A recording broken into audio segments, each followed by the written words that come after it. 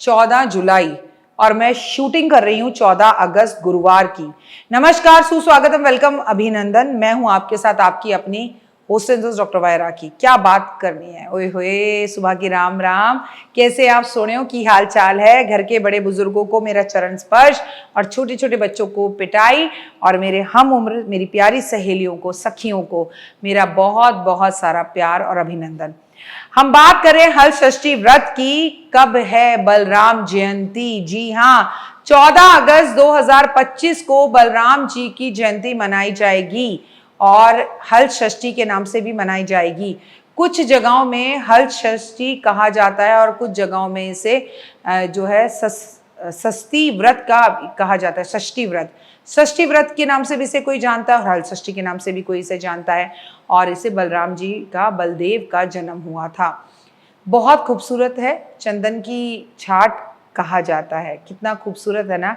इसके अलावा इसे बलदेव छठ और लल्ही छठ, चंदन छठ के नाम से भी जाना जाता है। लेकिन इनके डेट्स को लेकर काफ़ी कंफ्यूजन है। ये व्रत भाद्रपद के महीने के कृष्ण पक्ष की षष्ठी तिथि को मनाया जाता है और इस साल 14 अगस्त को पड़ रही है। इस दिन भगवान बलराम यानी कि श्री कृष्ण जी के बड़े भाई का जन्मदिन मनाया जाता है और महिलाएं और अपनी संतान की लंबी आयु और सुख समृद्धि के लिए ये व्रत करती हैं।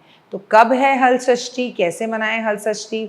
हल षष्ठी पर हमें क्या उपाय करने चाहिए? बलराम जी का जन्मदिन जो है बेहद खास होता है। इन्हें शेषनाग का अवतार कहा जाता है। भगवान श्री कृष्ण के सहायक के रूप में, उनके संरक्षक के रूप में और भगवान की पूजा आराधना की जाती है। और इन्हें बहुत ही, इनके जो मूर्ति है वो ये सिखाती है कि कृषि और श्रम का महत्व कितना ज़रूरी है इंसान के जीवन में। इस दिन महिलाएं बलराम जी के साथ भगवान श्री कृष्ण की पूजा भी करती हैं, ये बात भी समझनी होगी।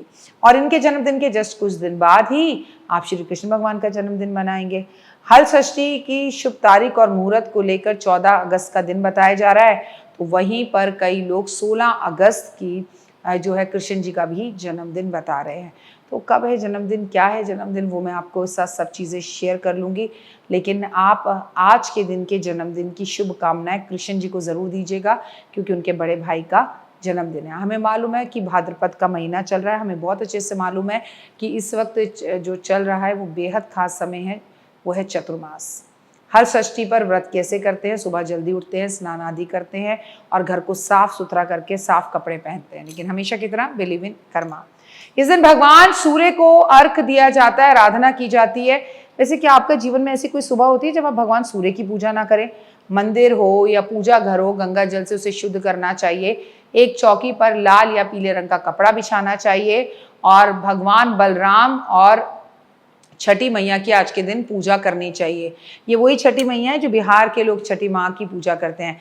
इस दिन आपको हल चलाने से भूमि में उगे अनाज जैसे कि मुआ के पत्ते, धान की लाई और भैंस का दूध, दही, घी आदि प्रसाद भगवान को अर्पण करना चाहिए। यही अर्पण किया जाता है। बच्चों को खिलौने जैसे कि बाटी, ये सब चीज़ें से पूजा की जाती है। बच्चों के खिलौनों की पूजा की जाती है। श्री कृष्ण भगवान की और बलराम जी की आरती की जाती है। हल उनको अर्पण किया जाता है। हल षष्ठी का व्रत क्यों करें, और अलग अलग शहरों में अलग अलग नियमों से ये व्रत किया जाता है। हर व्रत के कुछ नियम होते हैं जिसे करना उस व्रती के लिए बहुत ज़रूरी होता है। अब जान लीजिए वो क्या है। इस व्रत में माताओं को मुआ की दातुन करनी होती है और मुआ खाने की विशेष परंपरा है। मान्यता है कि इस दिन हल की पूजा करनी चाहिए और अगर आपके घर में छोटा सा चांदी का या तांबे का या पीतल का हल नहीं है तो वो होना चाहिए। इस दिन आपको वहीं पर चीज़ें खाई जाती हैं जो तालाब में पैदा होती हैं। इस दिन तिन्नी के चावल में महुआ की साग और पसही के चावल का सेवन करा जाता है। ऐसा कहते हैं कि भैंस के दूध का इस्तेमाल करें तो वो ज़्यादा बेहतर होता है। हल षष्ठी के व्रत में क्या ना करें, मैं आपको बता दूं कि ऐसा भी कहा जाता है कि इस व्रत में अगर आप भगवान श्री कृष्ण की पूजा इनके साथ करते हैं तो आपको सभी वरदान मिलते हैं और आपकी सभी मनोकामनाएं पूर्ण होती है और भगवान आपको बहुत कुछ देते हैं। हल षष्ठी के व्रत में क्या ना करें? हल षष्ठी में जूते हुए जो भी आपने अनाज बोया हुआ है, सब्जियां बोई हुई हैं, उनका सेवन नहीं किया जाता, जिन्हें खेत से निकाल कर खाया जाता है। इस व्रत में गाय के दूध का सेवन नहीं करना चाहिए, ऐसा कहा जाता है। इसके अलावा गाय के दूध से बने हुए सामान जैसे दही का इस्तेमाल भी नहीं करना चाहिए। इस दिन व्रत के दौरान अनाज का सेवन नहीं करना चाहिए।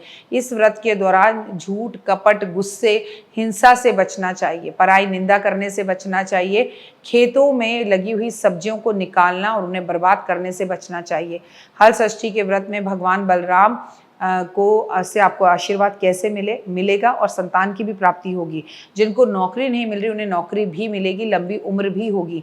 संतान प्राप्ति के लिए जिन महिलाओं को संतान सुख नहीं मिल रहा हो उन्हें ये व्रत जरूर रखना चाहिए। अपने संतान की कामना करते हुए श्री कृष्ण भगवान और उनके बड़े भाई बलदाऊ से प्रार्थना करनी चाहिए ताकि आपको संतान हो और ऐसी संतान हो जो आपकी सेवा भी करे।